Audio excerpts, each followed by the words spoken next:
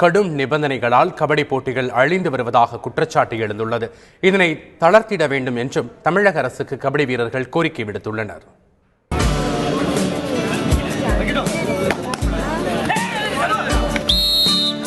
தொன்மையான விளையாட்டுகளில் தனித்துவம் பெற்றது கபடி போட்டிகள். சிறந்த உடற்பயிற்சியாக விளங்கும் இவ்வகை போட்டிகளை நடத்த காவல்துறையினர் கடும் நிபந்தனைகள் விதிக்கின்றனர். இதனால் கபடி வீரர்களும் ஆர்வலர்களும் வேதனையடைந்துள்ளனர்.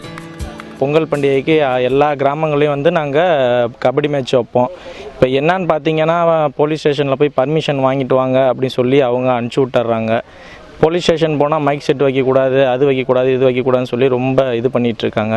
இப்படியே போயிட்டு இருந்தால் அந்த நிலமை தொடர்ந்துக்கிட்டே போயிட்டு இருந்துச்சுன்னா கபடி மேட்ச்னு ஒன்று இருக்குமா, இல்லை அதுவும் அழிஞ்சிருமாங்கிற ஒரு சந்தேகமாக இருக்குது. ஒரு 6-7 வருஷமாக ஜல்லிக்கட்டு போட்டி நடக்கலை, ஜல்லிக்கட்டுக்கு போக முடியல. சரி, இந்த கபடி போட்டியாவது போய் பார்க்கலான்னு கபடி போட்டிக்கு போனால் அங்கே போனால் மேட்ச்னு சொல்கிறாங்க. விளம்பரம் தட்டி இல்லை, ஒரு ஃப்ளெக்ஸ் இல்லை, ஒரு நோட்டீஸ் இல்லை, எதுவுமே இல்லை.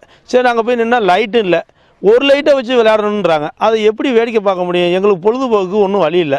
இப்போ கபடி போட்டியும் தடை பண்ணுறாங்க. அது காரணம் என்னென்னா, பர்மிஷன் வாங்க, நீ ஹைகோர்ட்டில் வாங்க, அங்கே வாங்க, இங்கே வாங்குங்கிறாங்க. வழக்கமாக பொங்கல் பண்டிகையின் போது கபடி போட்டிகள் பல இடங்களில் அதிக அளவில் நடத்தப்படும்.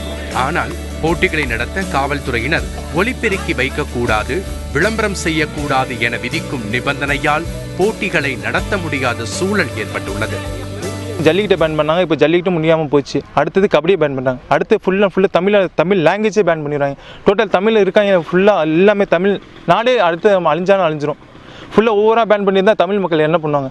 நீங்கள் கபடி போட்டி நடத்துறதுக்கு ப்ளஸ் ரூல்ஸ் எல்லாம் ஸ்டே பண்ணிட்டு ஃபுல்லாக கபடி போட்டி நடத்துறதுக்கு தமிழ் அரசு தான் முக்கியத்துவம் எடுக்கணும்.